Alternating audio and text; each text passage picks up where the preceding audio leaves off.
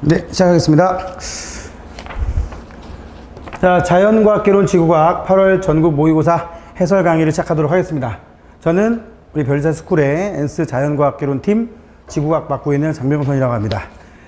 예, 풀이 문제가 조금 까다로웠다라는 평이 좀 있는데 얼마나 까다로웠는지 한번 풀어보도록 하겠습니다. 자, 31번부터 지구과학 문제죠. 자, 31번 그림 가와 나는 지각평형에 대한 두 가지 이론 모형이다. 자, 지각평형설에 대한 내용에는 크게 플랫설과 에어리설 두 가지가 있는데 이 플랫설은 대륙지각과 해양지각의 경우 밀도가 다르다. 대신에 저기 밑에 멘틀과 이르는 경계까지의 깊이가 같다는 게 아니라 경계가 나란하다, 일정하다라는 그런 이론이고요. 육지는 밀도가 작고 해양 쪽은 밀도가 크다. 여기도 그래서 로 A와 로 B 중에서 로 A 쪽이 밀도가 크다라고 보는 이론입니다. 해양판이 또는 해양지각이 또는 대륙지각이 서로 밀도가 다르다. 해양 쪽이 밀도가 크다라는 것을 설명하는데 유리한 이론이 되겠고요. 반면에 오른쪽에 나와 있는 이론은 실제 지각의 형태는 이렇게 높이 올라와 있는 산맥 쪽이 깊게 더 들어가 있고 이렇게 지각과 멘틀의 경계면인 모호면이라고 하는 게 쭉 나타나게 되고 그래서 대륙지각은 두껍고 해양지각은 얇다. 대신에 지각이라고 하는 것의 밀도는 거의 균일하다라고 보는 이론이고 둘 중에 뭐가 맞고 뭐가 그르다는 여기서 얘기를 못하고요. 이 두 개를 절충해서 실제 지각에 대한 해석을 합니다. 아무튼 그 지각에 대한 해석을 하는 과정에 두 가지 이론이 있는데 자, 가는 플랫설이고 나는 에어리설을 나타낸 것이다. 이 지각평형설의 명칭을 얘기하는 거니까 그냥 개념적인 내용이었고요. 여기 우리 인쇄하다가 오타가 났는데 가에서 로 A는 로 B보다 해양지각 쪽이 대륙지각보다 밀도가 더 크다. 맞는 말이 되겠습니다. 자, 여러분들 이 지구 내부에 대한 공부를 할 때 또는 지각에 대한 지각이라든지 아니면 판에 대한 공부를 할 때는 해양판 또는 해양지각, 대륙판 또는 대륙지각 이런 거에 대한 언급이 있으면 두께가 얇은 쪽이 두께가 두꺼운 쪽보다 무조건 밀도가 크다라고 공부를 하시면 편하실 겁니다. 그래서 밀도가 해양 쪽이 더 크다. 조금이라도 얇은 쪽이 바다 쪽이 더 크다. 그래서 니은이 맞고요. 그 다음에 디귿. 가와 나 모두 지각의 두께는 바다보다 육지의 산맥 지역이 두껍다. 이거 그림 보면 알겠죠? 여기 바다 쪽 두께 이 정도 되고요. 육지 쪽 두께 이 정도 됩니다. 반면에 여기 바다 쪽 두께 요만큼 밖에 안 되고 역시 여기도 대륙 쪽 두께는 이만큼까지 만들어지는 걸 볼 수가 있습니다. 자, 요런 문제는 그림을 가지고 파악할 수 있는 내용이 섞여 있는 거라서 기억도 맞았고 니은도 맞았고 디귿도 맞았습니다. 그래서 정답은 5번이 답이 되겠네요. 여기에서는 가하고 기억하고 디귿은 문제에서 답을 알려준다고 생각하면 되겠고 요 판들의 지각의 밀도에 대한 공부를 조금 더 해놓으시면 많이 도움이 될 거라고 생각을 합니다. 자, 그 다음에 32번으로 가보도록 하겠습니다. 표는 지표 위의 세 지점 A, B, C에서 측정한 중력 이상을 나타낸 것이다. 자, 여기 우리 중력에 대한 언급을 한번 해볼까요? 중력이라고 하는 건 지구 위에 있는 물체를 당기는 힘이란 말이죠. 당기는 힘이고요. 이 지구 위에 있는 물체를 당기는 힘이 중력인데 이 중력 구하는 식은 뭐 지구 위에 있는 스몰 m이라는 물체, 지구의 질량을 라지 m이라고 했을 때 요 둘 사이에 작용하는 힘은 뭐 여기 높이를 h라고 하기도 하는데 뭐 지구 반지름 약 6,400km에 비하면 요 높이는 별 의미가 없기 때문에 반지름 r에 대해서 우리 중력을 어떻게 정해야 하느냐? 중력 F는 만류인력 상수 G 붙여주고 R 제곱분의 라지 M 스몰 m. 지구의 질량, 물체의 질량, 만류인력이라고도 하고 중력이라고도 합니다. 여기에 지금 물체에 작용하는 변수로 쓰일 만한 게 R밖에 없어요. 얘의 질량은 스몰 m이에요. 얘의 질량은 라지 m이에요. 고정돼 있다고 가정을 한다면 얘는 만류인력 상수기 때문에 지구 위에 있는 어떤 물체에 작용하는 중력의 크기는 결국 지구 반지름하고만 관련이 있는데, 지구는 구의 형태가 아니라 타원의 형태를 띠고 있기 때문에, 지구 타원체라고 보통 얘기를 하죠.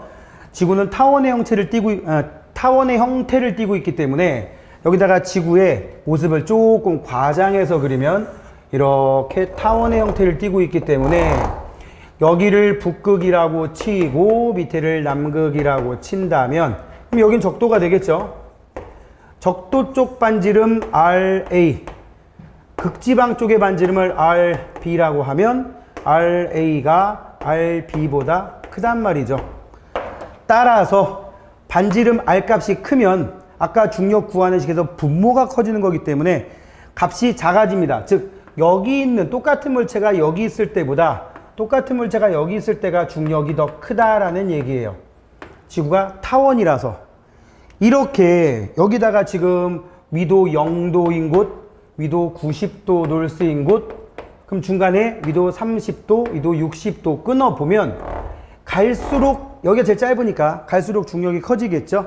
이렇게 위도에 따라서 정해진 이 중력을 지구를 타원이라는 일단 표준 물체로 놓고 따졌기 때문에 위도가 정해졌을 때 그 위도에 해당하는 중력의 크기를 우리는 표준 중력이라고 합니다. 표준 중력. 표준 중력이라는 말이 있고, 이 표준 중력은 위도가 클수록 좀 더 크게 나온다. 표준 중력은 여기가 제일 작고 90도 노스 또는 90도 사우스가 가장 크더라. 남극, 북극이라고 써놓은 겁니다. 노스폴, 사우스폴. 그럼 여기는 45도 노스면 한 대충 여기쯤 되겠죠. 여기에 있는 어떤 지점들이기 때문에 위도가 동일한 지점들이라서 A, B 이 두 지점은 표준 중력은 똑같은 겁니다. 그런데 문제는 여기에 있는 동네는 땅속에 철광석이 매장돼 있고, 여기에 있는 어떤 동네는 석유가 매장돼 있고, 또 여기에 어떤 동네는 소금이 매장돼 있고, 똑같이 위도가 45도 노스임에도 불구하고 소금이 매장돼 있다. 지하에 매장돼 있는 물질, 땅속에 있는 물질 또는 해발 고도 등등으로 인해서 실제 이론상 나오는 이 표준 중력과 다른 값으로 측량이 이루어지게 됩니다.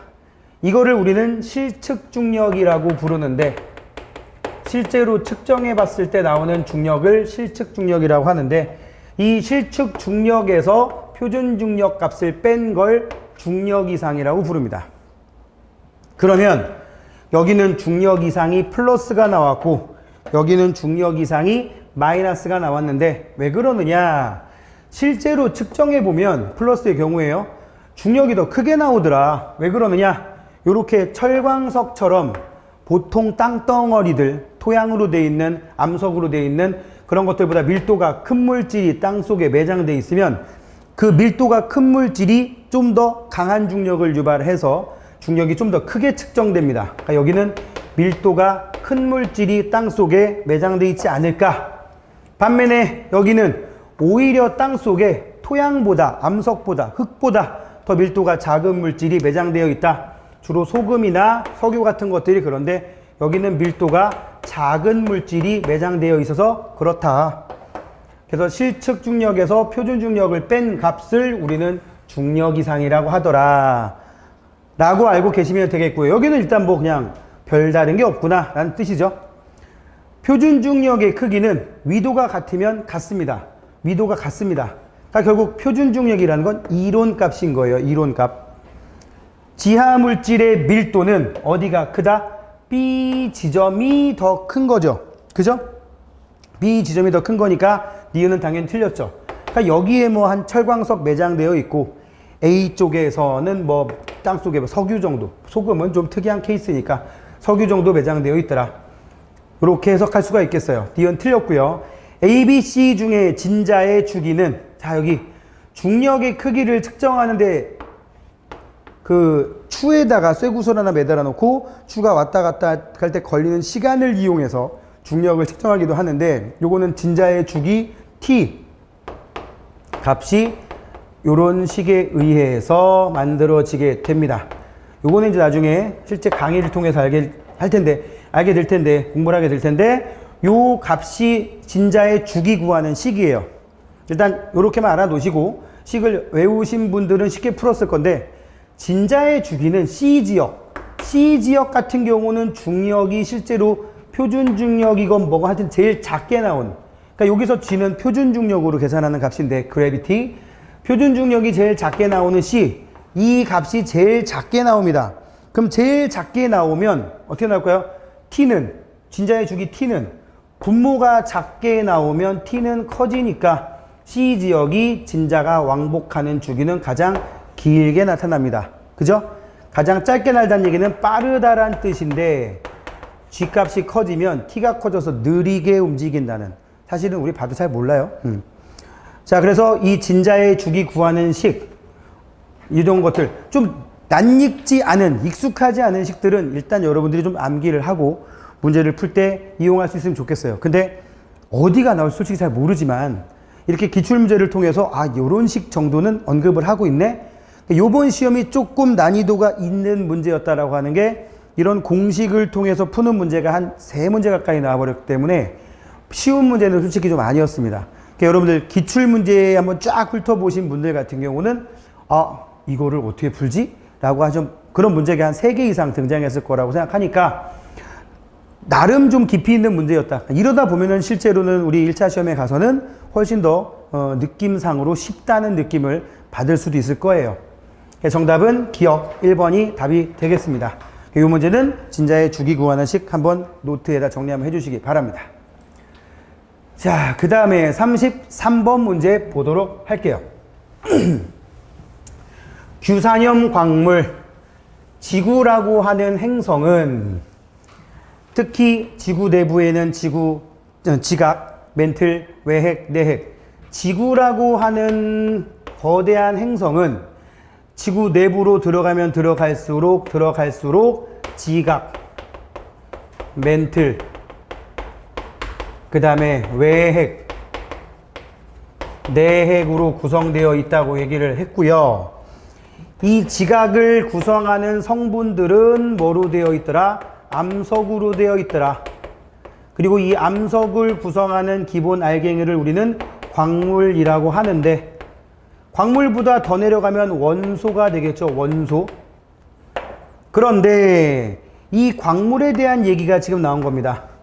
지각에 가장 많은 광물, 대부분 지각 멘틀까지는 규산염 광물이라는 녀석들이 가장 많이 분포되어 있는데, 기본 구조 안에 SiO4 사면체 구조로 되어 있고, 여기에 여러 다른 원소들과의 공유 결합을 통해서 화합물을 만든 이런 애들을 규산염 광물이라고 한다 그랬어요.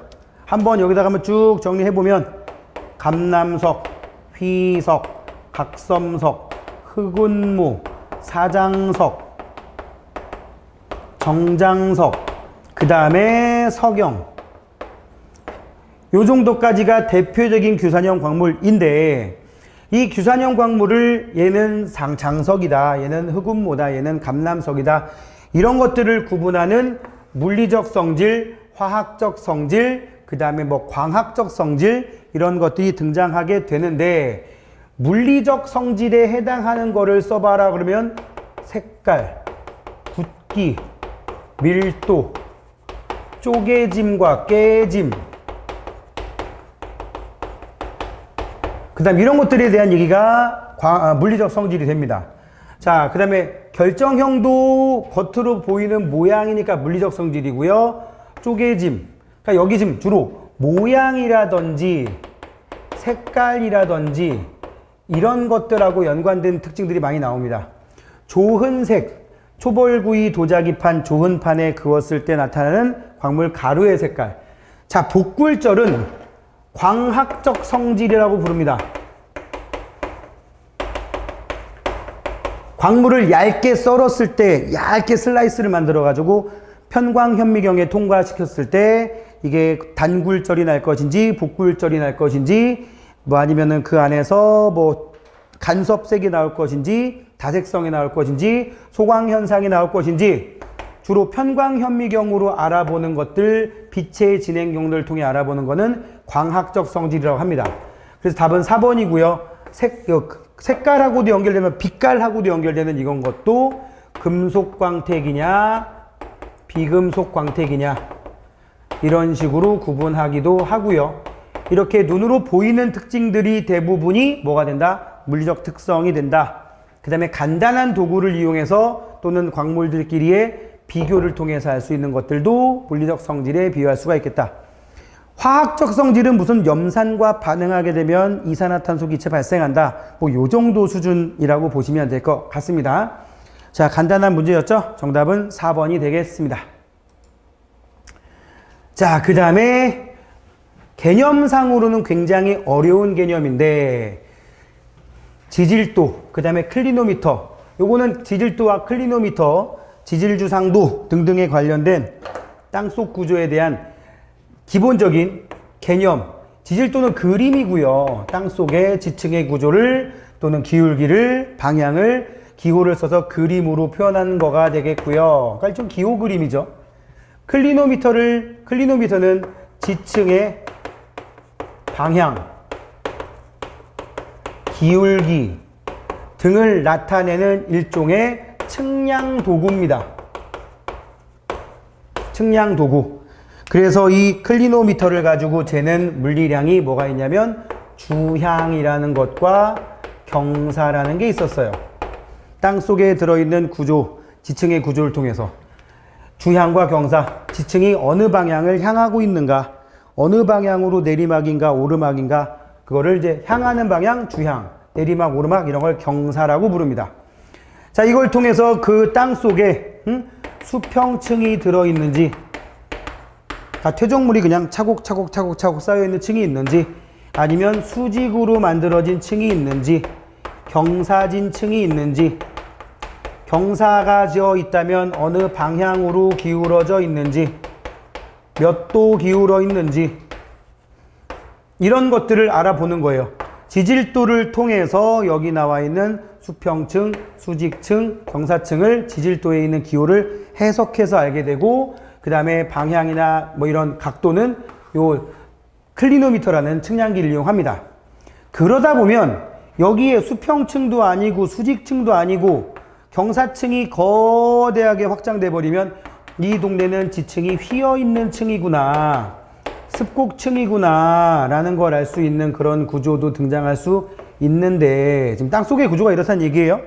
밖에는 어떻든 간에 이때 습곡이라고 하는 이런 구조에서 위로 볼록한 구조를 배사구조라고 하고 아래로 오목하게 폭 들어가 있는 부분을 향사라는 용어를 써서 우리는 뭐 이런 용어를 쓰고 있는데, 자, 이거를 위에서 내려다본 모양으로 그림을 그려놓고 그 안에 얘네들을 표시를 해줘야 돼. 그 표시를 하려면 쓰는 기호들이 있는데 그 기호를 지질도에 이제 쓰는데, 약속된 기호가 뭐냐면 향사와 배사. 자, 한번 선생님이 제가 이걸 그린 이유는 이거밖에 없어요. 지금 우리가 여기를 내려다본다고 치면 여기가 제일 꼭대기야. 그 다음부터는 이쪽으로 내리막이네. 그래서 배사 구조는 여기가 정상부고 이쪽으로 내리막이야. 향한 화살표를 양쪽으로 해줍니다. 모여드는 화살표가 뭐가 됩니까? 여기는 요렇게 선 거놓고, 선을 위에서 걷다고 치면 이쪽으로 내리막인데 그죠? 따라서 향사의 경우는 화살표를 이렇게 몰려드는 걸로 하게 됩니다. 이렇게 몰려드는 걸로 하게 되니까 이 지질도에서 향사라고 하는 건 모여드는 화살표로 표시한다. 기억 맞는 말이 되겠고요. 지질도에서 배사는 이렇게 표시합니다. 원과, 참고로 원으로 표현하게 되면 거의 수평층을 나타내는 거고요. 구부러진 화살표, 가끔씩 지층 중에 이렇게 경사가 져 있는데 이렇게 돼 있어요. 이게 지층이 뒤집혀 있다는 뜻이 되는 겁니다. 그래서 구부러진 화살표 원 이거하고 배사 향사하고 상관이 없습니다. 틀렸고, 이제 지질도 나갈 때 거기에 쓰이는 기본적인 기호들 한 대여섯 개 정도 구분하시면 되겠고요. 자, 디귿 한번 볼까요? 클리노미터라고 하는 애가 뭐 별거 없고 그냥 뭐 실물 사이즈 정도로 그리면 한 이만하거든요. 가로 한 10cm 채 안 되고 그러니까 작은 수첩 사이즈 정도 되는데 그 안에 나침반이 하나 박혀 있어요. 나침반이 박혀 있고 여기에 나침반 바늘이 이렇게 그냥 화살표로 표현할게요. 표기가 돼 있고 이 나침반 바늘 말고도 기울기를 측량하는 기울기 바늘이 하나 더 붙어 있긴 합니다. 보통 동그라미에 찍어 있던가 아니면 이렇게 하트 모양으로 그려져 있기도 하는데 여기가 이렇게 된 바늘이 하나 더 있다는 뜻인데 딴 건 모르겠는데 여기에 눈금이 이쪽에 북쪽이고 이쪽에 남쪽이고 남쪽 북쪽인 걸 딱 맞아요. 근데 이쪽이 동쪽 이쪽이 서쪽임에도 불구하고 이쪽에 동쪽이라고 이스트 이쪽에 서쪽이라고 웨스트라고 써 있습니다. 이거는 클리노미터라는 장치를 기울어져 있는 지층에다가 약간 그 경사면에다가 대놓고 측정을 할 때 나침반이 가리키는 방향이 지면이 돌아간 방향하고 반대쪽으로 돌아가는 원리를 이용해서 나중에 눈금 읽기 편하려고 해놓은 겁니다. 눈금 읽기 편하기 위해서. 나중에 요 부분 들어갈 때 한번 그림으로 보여드리도록 할게요. 그러니까 지층이, 그러니까 뭐 굳이 설명을 하면 한번 보세요. 지층이 이렇게 향해 있어요. 동서남북 이렇게 있는데 근데 여기다가 클리노미터를 갖다가 댔다고 쳐봐. 옆면에다가 이렇게 딱 갖다가 붙여야 되는데 땅덩어리가 이렇게 있다고 쳐볼게요. 그냥 대충 어떤 그림인지 아시겠죠? 요렇게 경사진 이쪽으로 내리막 근데 이게 딱 남북 방향으로 선 있는 게 아니라 북동쪽에서 남서쪽으로 땅 자체가 배열되어 있는데 여기다 클리노미터를 싹 갖다 붙여버리면 얘는 나침반이라서 저쪽을 가리키고 있다고. 저쪽을. 북쪽 방향이니까. 근데 이 동네는 지금 이 방향으로 기울어 있는데 나침반은 북쪽을 향하기 위해서 여기에 있는 클리노미터가 여기 확대해 볼게요. 확대해서 여기 안에 눈금만. 클리노미터 안에 이만한 눈금이 있고 동그라미가 되어 있는데 이쪽이 북쪽이고 이쪽이 남쪽이라고 되어 있는데 지금 이 노란색 선이 나타나는 실제로 이 지역의 동네의 땅덩어리가 남북 방향으로 어느 방향으로 되어 있냐 그러면 약간 북동쪽을 향하고 있잖아요. 남서쪽에서 북도 쪽을 향하고 있는 곳인데 나침반은 북쪽을 향하는 성질이 있기 때문에 나침반이 일로 돌아가 버립니다. 그죠? 그럼 일로 돌아간 걸 보면 나침반이 서쪽으로 돌아간 거 아니야? 아, 서쪽으로 돌아간 거 맞긴 맞아요. 분명히. 나침반에 표시된 그 기호를 가지고 그대로 해석한다면. 근데 이걸 통해서 우리는 이 땅덩어리가 어느 쪽으로 돌아갔는지를 판단해야 되기 때문에 땅덩어리가 동쪽으로 기울어 있으면, 기울이 아니라 동쪽을 향하고 있으면 나침반이 왼쪽으로 향하게끔 설치를 해놓게 된 거고, 아, 나침반이 왼쪽으로 들어가면 동네 이 땅덩어리는 동쪽을 향하고 있는 거구나. 그래서 읽기 편하라고 그냥 아예 처음부터 동쪽을 이쪽에 박아놓은 거예요. 그래서 클리노미터가 화살표가 이스트 쪽으로 가 있으면 실제로 땅덩어리가 동쪽으로 향하고 있다. 땅덩어리가 동쪽을 향하고 있다. 땅덩어리가 서쪽을 향하면 클리노미터는 오른쪽으로 돌아가게 돼 있다고요. 나침반이라서. 그래서 좌우를 바꿔놓은 겁니다. 굉장히 중요한 개념이고 나름 좀 어려운 개념이니까 꼭 알아놓으시기 바랍니다. 결론은 뭐냐? 읽기 편하려고. 우리는 클리노미터에 있는 나침반이 어디로 돌아갔냐가 중요한 게 아니라 여기 있는 땅덩어리가 이렇게 향하고 있냐 이렇게 향하고 있냐를 따지는 거기 때문에 편하려고 만들어 놓은 장치라는 거. 그래서 반대로 되어 있다는 거. 정답은 기억 디귿 4번이 답이 되겠습니다. 자, 그 다음에 35번 갑시다. 해수를 움직이는 힘 또는 공기를 움직이는 힘, 그거를 우리는 무슨 압경도력이란 말 씁니다. 무슨 압경도력.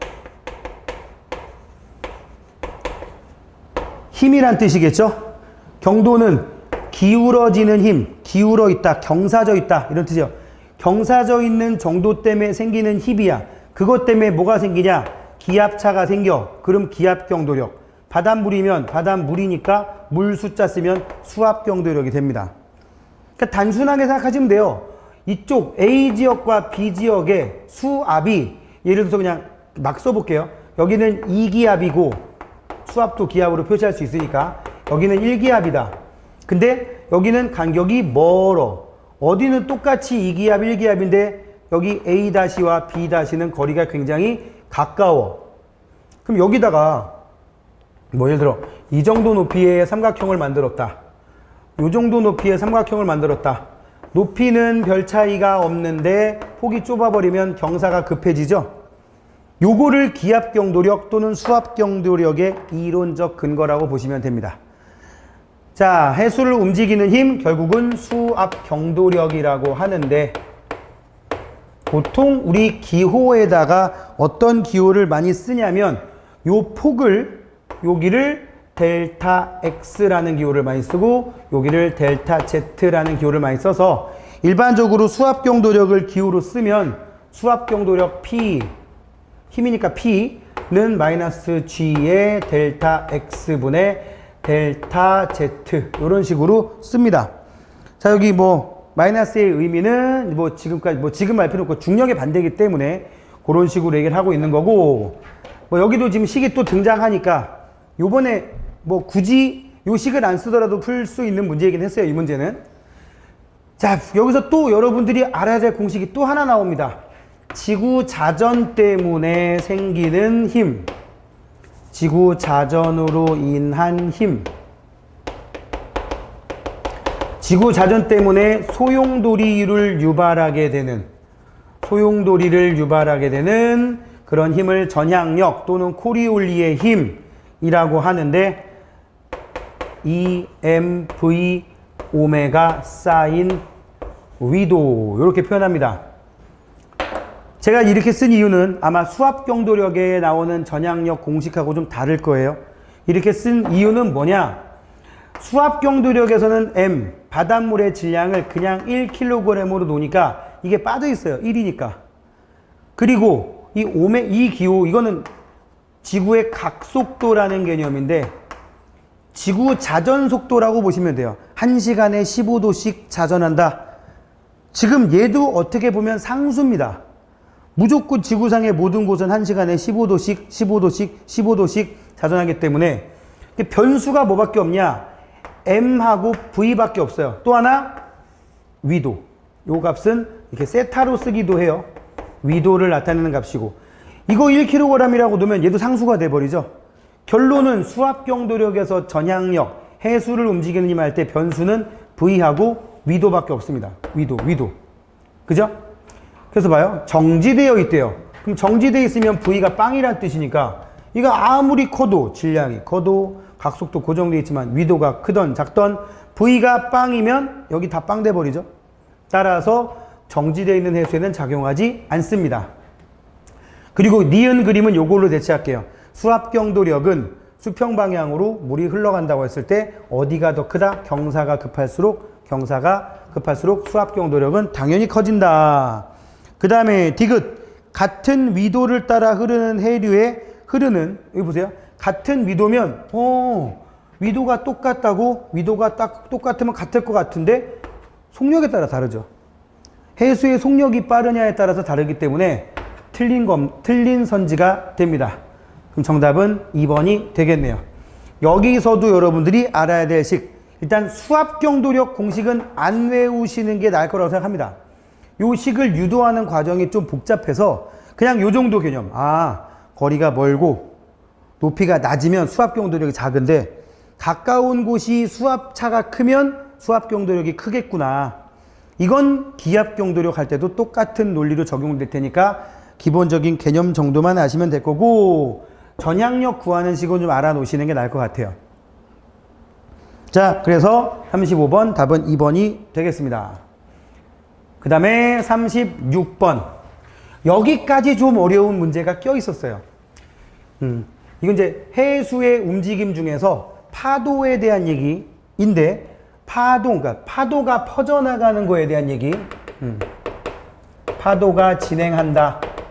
해수면에 있는 파도가 진행을 하는 걸 설명을 하고 있는 건데, 파도는 크게 천해파와 심해파로 구분합니다. 얕은 바닷물로 인정한다는 얘기예요. 근데 여기서 조심해야 될 게, 정말 얕은가? 수심 4,000m가 얕은가요? 아니죠. 수심 4,000m 절대 얕은 거 아닙니다. 그리고 수심 2,000m 얕은 거 아닙니다. 즉 천해파, 심해파의 기준이 수심이 아닙니다. 수심이 아니고 뭐랑 상관이 있냐면, 파도가 칠 때 파도에 의해서 파동 에너지가 진행을 하게 되는데, 자, 이렇게 파동 에너지 그림 이렇게 그려지겠죠. 이렇게 그려질 때 물리학에서 말하는 파동 에너지 하는 거랑 좀 다르게, 물리학에서는 여기를 보고 마루라고 하고, 여기를 골이라고 하고, 마루라고 하고, 골이라고 하고요. 한번 진행해서 간 거리를 파장이라고 부릅니다. 한번 진행한 시간을 주기라고 부르고, 1초에 몇 번 진동했냐 이런 걸 진동수, 이런 식으로 얘기를 하는데, 우리는 해파의 진행을 얘기를 할 때는 여기는 마루라고 한다. 오케이. 여긴 골이라고 한다. 오케이. 여기도 마루라고 한다. 골이라고 한다. 여기까지 같이 갑니다. 물리학에서는 여기를 진폭이라고 불러요. 근데 해파의 진행에서는 조금 비슷한 개념으로 파고라는 말 씁니다. 그러니까 파도가 높다고 할 때, 파고를 따질 때는 여기에서 여기까지, 마루에서 골까지를 다 포함해서 파고라고 합니다. 요게 조금 파동하고 다르다는 얘기를 하려고 말씀을 드렸고, 마루에서 마루까지의 거리에 해당하는 것을 우리는 파장이라고 불러요. 파장 보통 이렇게 람다라는 기호를 쓰고요. 그 다음에 여기 수심을 H 이렇게 표현했을 때, 천해파와 심해파의 기준을 말씀을 드리면, 여기 나와 있는 거 지금 지진해일이라고 써 있는데, 암기해야 될 거는 지진해일은 천해파의 성질을 갖고 있다.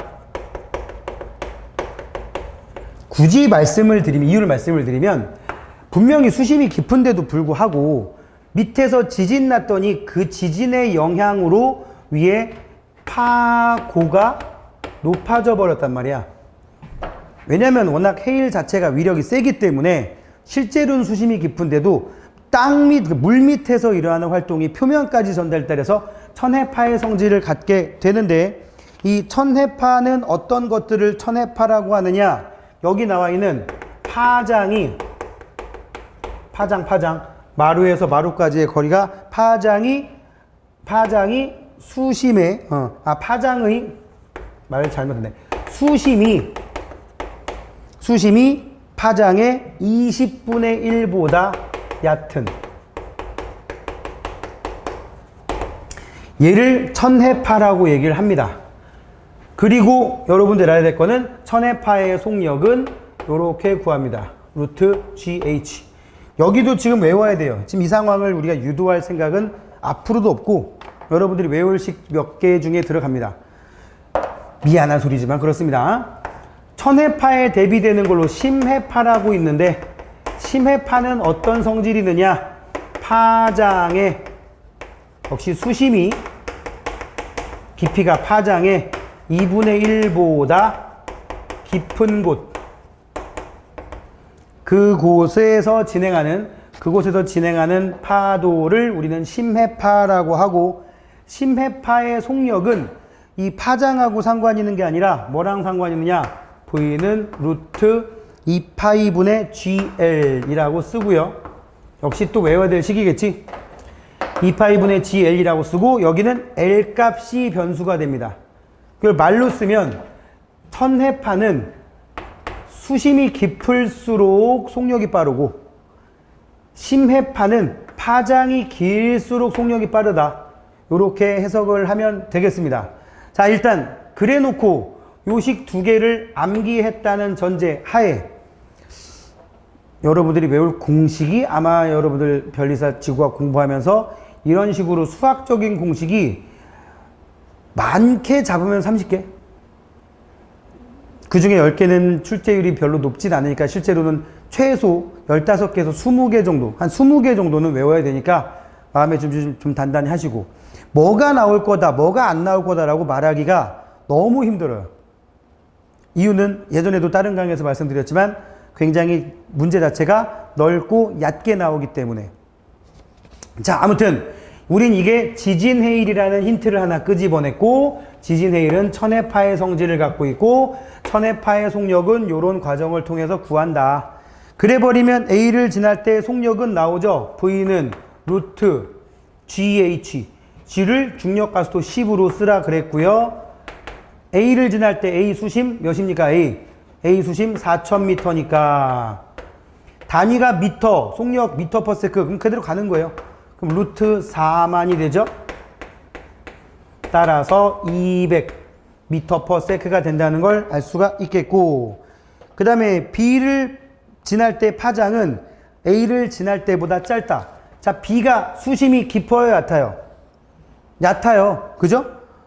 지금 어디가 더 파장이 길까요? 이쪽이 더 길어요. 수심이 깊으니까 H 값이 크니까 어떻다고요? 파장이 더 길 수밖에 없다고. 아, 요거는 지금 여기에 식이 없고 여기다 요거 지우고, 파장을 얘기할 때 여러분들이 알아야 될 게 또 하나 뭐 있냐면, 파동의 속력 구하는 기본적인 식. 이거는 약간 물리 같은 느낌인데, 파동의 속력은 주기분의 파장인데 진동수 곱하기 람다, 이런 식으로 얘기를 하기도 합니다. 중요한 거는 뭐 T까지 갈 필요는 없겠구나. 요까지 갈 필요는 없겠고, 속력 V가 T분의 람다라고 얘기를 했는데, B를 지날 때 파장은 이라고 되어 있습니다. T가 일정하다고 했을 때, 주기가 일정한 파동이라고 했을 때 V하고 람다하고 서로 무슨 관계가 있습니까? V, 속력하고 람다하고 비례 관계가 있기 때문에, 즉 T가 일정할 때, 그래서 파장은 A를 지날 때보다 짧다. 속력이 큰 게 수심이 깊은 거라 그랬고, 속력이 얘가 지금 2배 크죠? 속력이 2배 크면은 얘가 루트 2배 정도 파장이 더 깁니다. 그러니까 B가 짧고 A가 길다는 말이 되는 거니까 니은도 맞았네. 그죠? 뭐 굳이 얘기하면 A를 지날 때가 B를 지날 때보다 파장이 루트 2배 정도 클 거예요. 수심이 2배니까 속력이 루트 2배. 속력이 루트 2배니까 파장도 루트 2배. 파장도. B가 짧다. 맞았고요. 그 다음에 여기 그림 잘 보시면, 여기 단층 보면 단층면이 이렇게 나와 있고, 단층면을 기준으로 위, 아래로 분류할 수 있는데, 여길 상반, 여길 하반이라고 부릅니다. 상반이 위로 올라간 단층을 역단층이라고 하는데, 이렇게 미는 힘이 작용해서 생겼고, 밀려 올라가면서, 좀 웃기는 표현이지만, 여기까지가 땅이었고 여기까지 땅이었는데, 요 위에 바닷물을 얘가 확 밀어 올려서 마치 장풍 날리는 꼴이 돼버린 거야. 따라서 지진의 일이 만들어지게 된 건데, 여기 변환단층이라는 건 수평 방향의 단층입니다. 수평 방향. 그러니까 밑에 해저 지형이 위아래로 솟구치는 게 아니에요. 그냥 밑에서 조용히 수평으로만 엇갈리는 거라서 그 위에 있는 바닷물에게 힘을 가하는 경우가 별로 없습니다. 그리고 얘는 그렇게 급하게 일어나는 것도 아니에요. 1년에 몇 센치씩 겨우겨우 느리게. 역단층은 에너지가 응축되어 있다가 꽝 하고 일어나는 거고. 따라서 지진해일 만드는 경우는 역단층만 있다고 보시면 돼요. 따라서 디귿은 틀려서 정답은 기역, 니은 3번이 되겠습니다. 그 다음에 37번. 팬 현상에 대한 얘기가 되겠네요. 출제율 굉장히 높습니다. 기출문제도 많이 나오고, 기본적인 단열감률 개념만 좀 있으면, 근데 여기 뭐 그렇게 다 줘요, 요새는. 근데 이제 어떤 걸 적용해야 되느냐라는 걸 연습을 해야겠죠. 동쪽에 있던 습한 공기가 서쪽으로 산을 넘어서 서쪽까지 오면서 고온 건조해질 거란 말이야. 고온 건조. 지금 문제에서 물어본 게 뭔지 볼까요? A 지점에서 기온이 몇 도? 22도. 앞에 쓰는 게 기온, 뒤에 쓰는 게 이슬점입니다. 이렇게 해놓고 A 지점, B 지점, C 지점인데, 여기 어느 정도 높이에서 응결이 일어났대. B 높이. 여기서 상승 응결고도 구해봐야겠네요. 125에 T-TD. 그럼 여기 집어넣으면 125 곱하기 22 빼기 18이니까 4. 500m가 상승 응결 고도가 됩니다. 그죠? 그럼 500m까지 상승하면은 응결이 일어나서 구름이 쫙 생긴다는 얘기예요. 구름이 생기고 비가 쏟아부을 수도 있겠죠. 지금 이 산 높이가 1300m가 되기 때문에 요 위에 아직 몇 미터 남았습니까? 800m 남았습니다. 자, 이제 이쯤 했으면 이제 팬 현상을 그대로 적용해 봅시다. 언제 건조 단열, 언제 이슬점, 언제 수변 단열 감률인지 한번 보자고요. 한번 보게 되면, 자, D점에 도달했을 때, 일단 여기 B지점에 왔을 때, 여기 정리해 볼게요. A지점에 있을 때 22도, 18도. 요게 어디까지 왔다? B까지 넘어오게 되면 B에서는 500m 올라왔으니까 기온은 5도 떨어질 겁니다. 100m당 1도니까 5도 떨어져서 몇 도? 17도. 응결됐으니까 보나마나 있을 점도 17도. 그죠? 그 다음에 이 녀석이 이제 C까지 올라가게 되면 800m를 올라갔단 말이야. 800m. 그런데 요 빗금쳐 있는 800m 구간은 수변 단열 감률을 적용해야 돼요. 왜? 포화가 됐으니까. 수변 단열 감률은 100m당 0.5도. 800m면 몇 도일까요? 4도씨가 줄어들겠네. 4도씨가 줄어서 C 지점에 오면 기온도 몇 도? 13도. 이슬점도 13도. 포화되면 이 두 개 같이 가는 거예요. 그 다음에 이제 이 녀석이 다시 D까지 내려오게 되면 1300m를 내려오는 거예요. 건조 단열 감률 1도, 이슬점 감률 0.2도 요 그대로 적용을 해서 그러면 13도였던 애가 1300m를 내려오면 13도의 기온이 증가해서 일로 내려오면서 기온은 13도씨 증가. 이슬점은 몇 도 증가할까요? 2.6도 증가하겠네요. 그죠? 100m당 0.2도씩 계산하면 2.6도. 그래서 기온은 몇 도가 되고 뒤에 오면 26도씨가 되고 이슬점은 15.6도가 됩니다. 이슬점을 물어보는 문제로 변형이 될 수 있어서 여기까지 계산해 봤어요. 문제에서 물어본 건 이거죠. 그럼 26도 정답은 3번. 원래는 이런 조건이 당연히 깔려 있어야 되는데 이거 안 써 있어도 그냥 그렇다고 치고 대부분 문제를 푸니까 조건이 그렇다고 알고 계시면 되겠습니다. 정답은 3번. 자, 그 다음에 38번은 대기대순환에 대한 설명.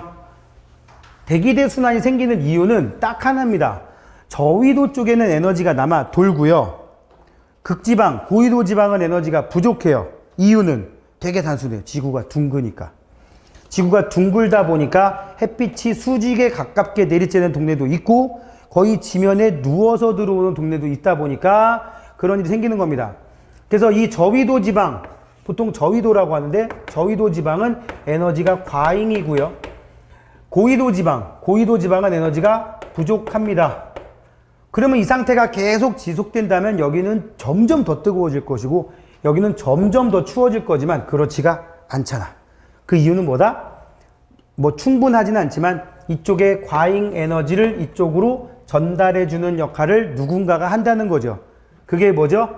대기와 해수의 순환이 됩니다. 그 중에 대기대순환에 대한 얘기를 좀 하고 있고요. 자, 이거는 제가 여러분들에게 간곡히 부탁합니다. 이 대기순환 안 되면 두 문제가 날아갈 수도 있어요. 그래서 여러분들이 일단 지금 여기다가 제가 간단하게 대기대순환을 연습하기 위한 물밑 작업을 잠깐 할 테니까 지금 제가 하는 거를 그대로 따라서 연습장에다 10번씩만 그려보시면 되겠습니다. 자, 이렇게 지구가 있으면 자, 여러분들이 해야 될 거니까 뭐 예쁘게는 안 그릴게요. 적도가 있어. 원래 지구 자전축 기울어 있지 않나? 일단 그거 생각하지 맙시다. 응?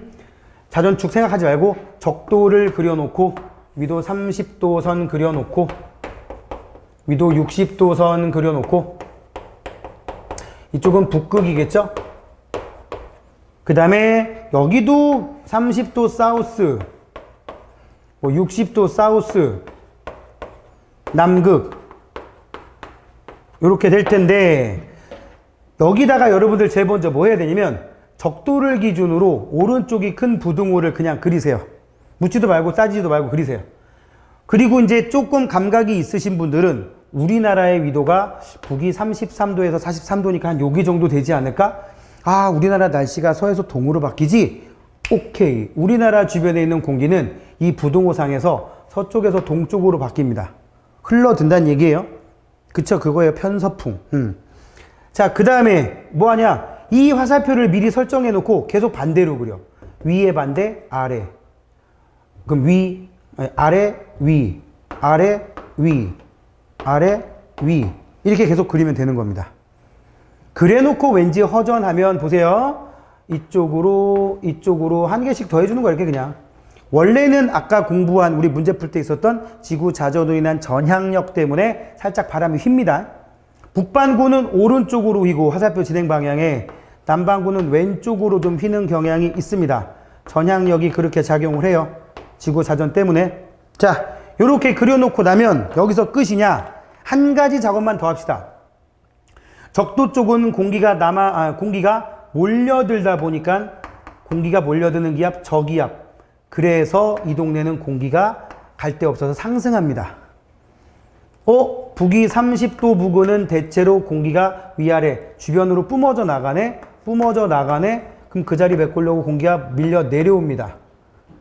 그래서 이 동네는 주로 고기압이 발달한다라고 하고, 저기압과 똑같은 원리인 이제 60도 쪽도 몰려드는 거니까 저기압, 상승기류가 발달하고, 고기압에서 북극에서 하강기류가 발달합니다.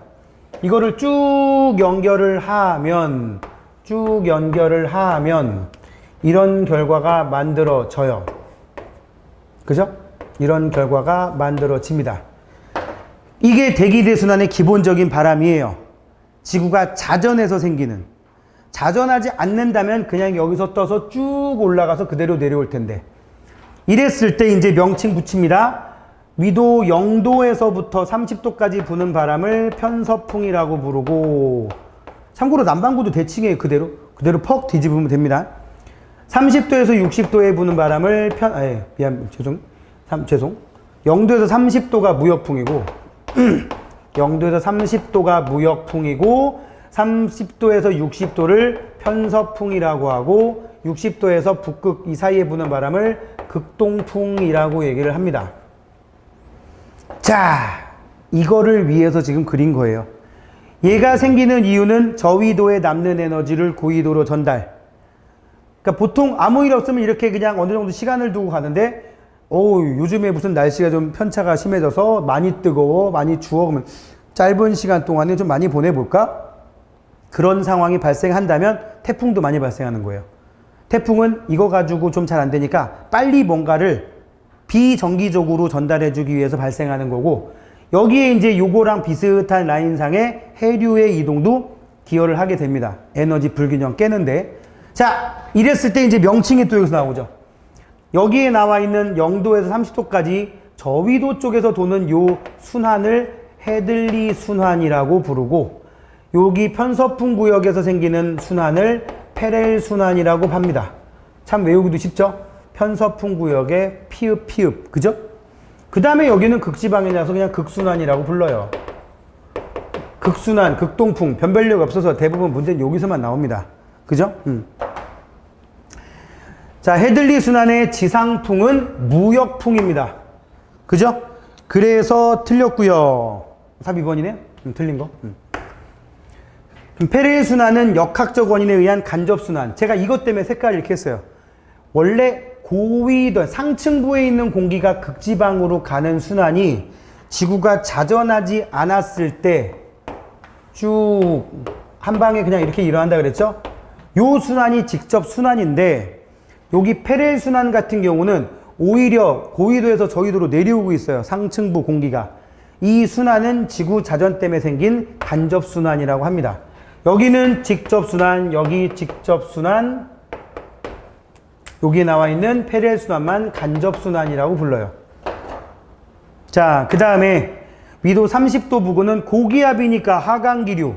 저 자리를 위도로 표현하면 중위도 고압대, 중위도 고압대, 기호적으로는 아열대 고압대 이렇게 얘기를 합니다. 그 다음에 위도 60도 부근에서는 저기압이고, 특히 요거 보세요. 이거 좀 어려운 개념인데 여기도 저기압이고 여기도 저기압인데 공기가 몰려드는데, 전선이라고 하는 건 성질이 다른 공기가 만나는 걸 전선이라고 합니다. 그러니까 저기압은 저기압인데 성질이 다른 애가 만나. 여기서 성질은 기온이 기온. 여기는 성질이 다른 공기가 아니에요. 보세요. 적도에서 요만큼 위나 요만큼 아래나 별 차이가 있겠어요? 온도가? 없죠. 그 동네가 그 동네지 뭐. 근데 여기는 위도 60도를 경계로 여기하고 여기는 완전 천지 차이지. 제주도, 여기 같은 경우는 우리나라 조금 밑쪽인데 여기는 북극 조금 밑에입니다. 완전 여기서 올라오는 거랑 여기서 내려가는 게 성질이 다르다 보니까 중간에 저기압뿐만 아니라 성질이 다른 공기가 만나는 경계가 만들어져요. 그래서 한대 전선대라고도 하고 고위도 저압대라는 말도 씁니다. 한대 전선대라는 말 씁니다. 그러니까 대기대순환에서 전선대라는 말 쓰는 곳은 거의 여기밖에 없어요. 지역적으로 대기순환에 의해서 전선들이 만들어질 수 있지만 이 그림상에서 이런 스케일에서 전선대는 60도밖에 없습니다. 정답은 2번이 되겠습니다. 그 다음에 39번 좌표계에 대한 설명. 자, 이 부분 버린 분들 꽤 되시더라고요. 이 부분 어려워서 버렸다라고 하는데, 여기도 넓고 얕은 지식 너무 깊이 들어가지 마세요. 응?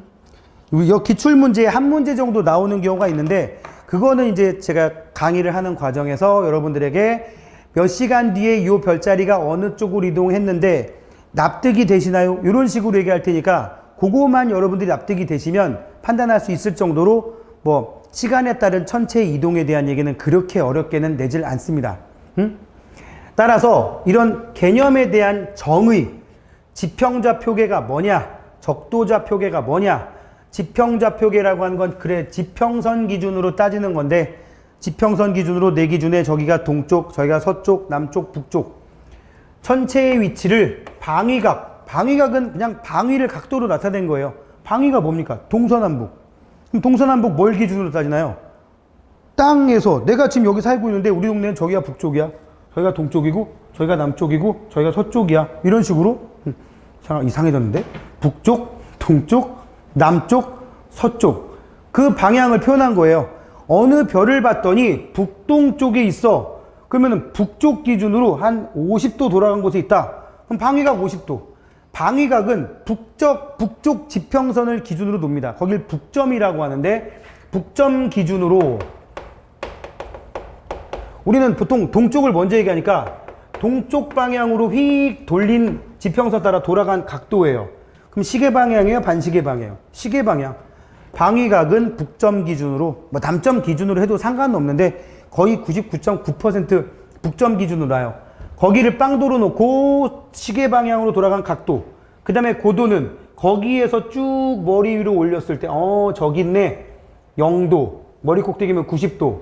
그 사이면은 그 사이 값의 각도로 나온 그 높이를 각도로 표현한 걸 뭐라고 한다? 고도라고 합니다. 그래서 둘 다 각도로 표현해요.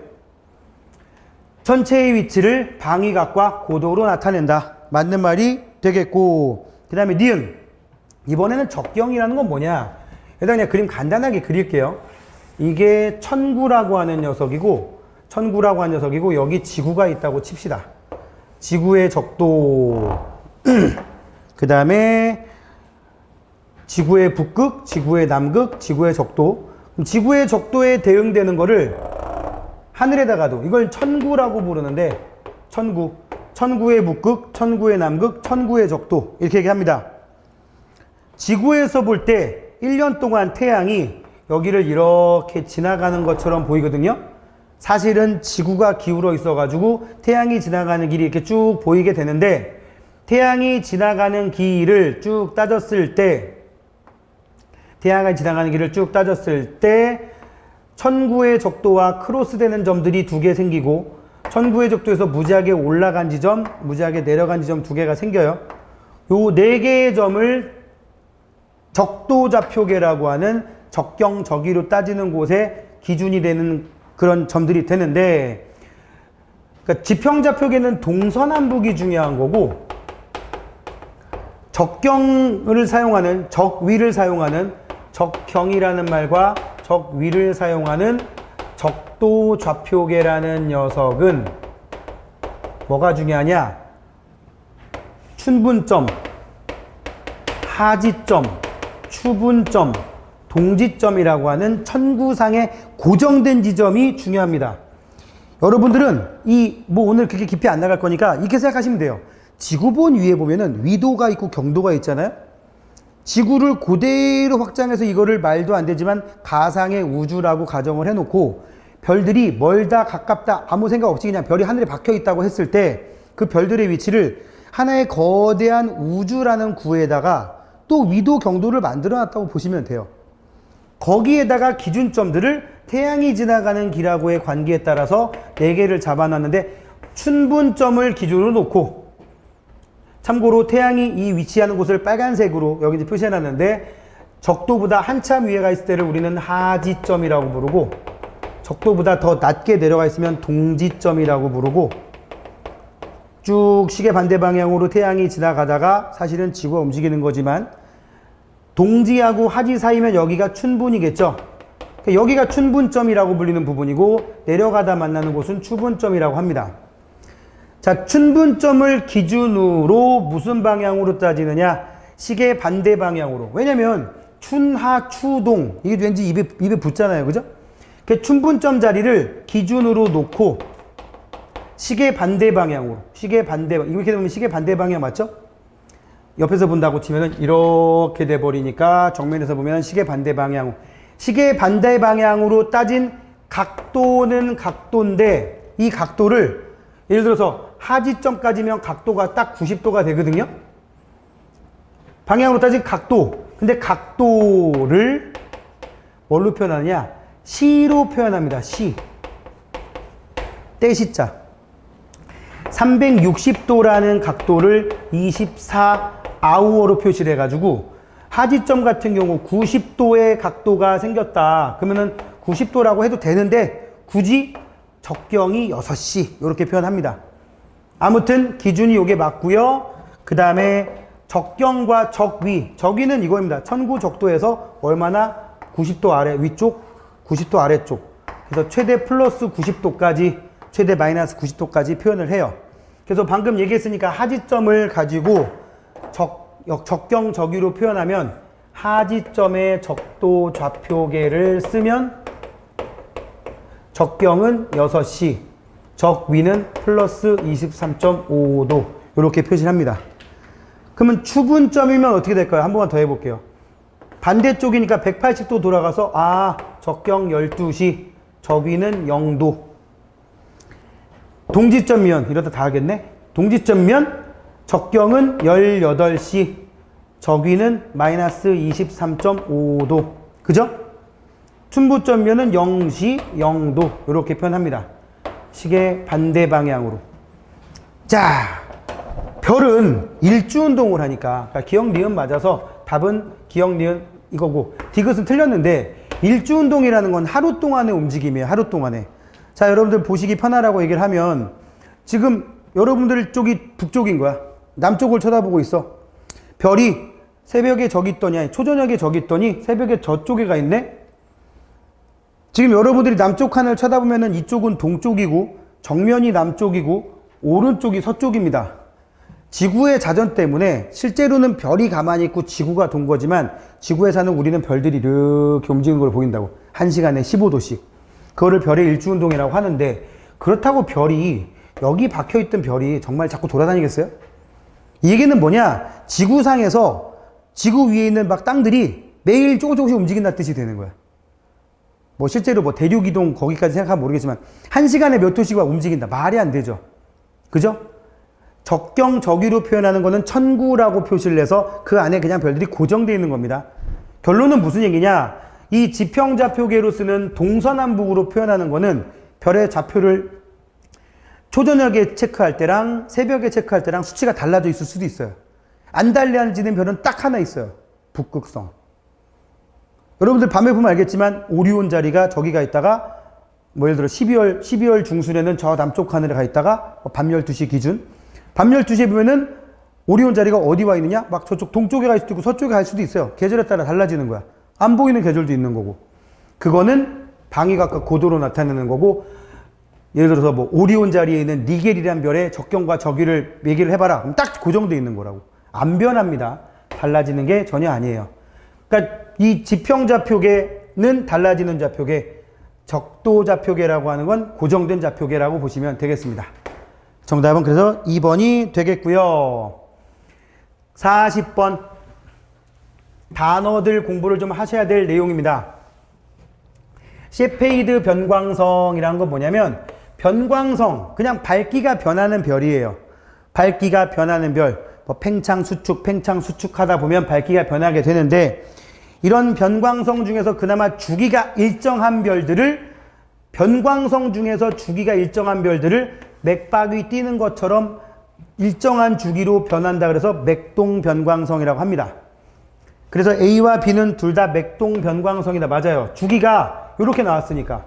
만약에 맥동 변광성이 아니려면 주기가 5에서 8일, 주기가 30일에서 40일, 이런 식으로 주기가 고정돼 있으면 이거 뭐야, 이거 규칙적이지가 않은 거죠. 그럴 때는 맥동 변광성이라고 하면 안 되겠습니다. 고정돼 있으니까.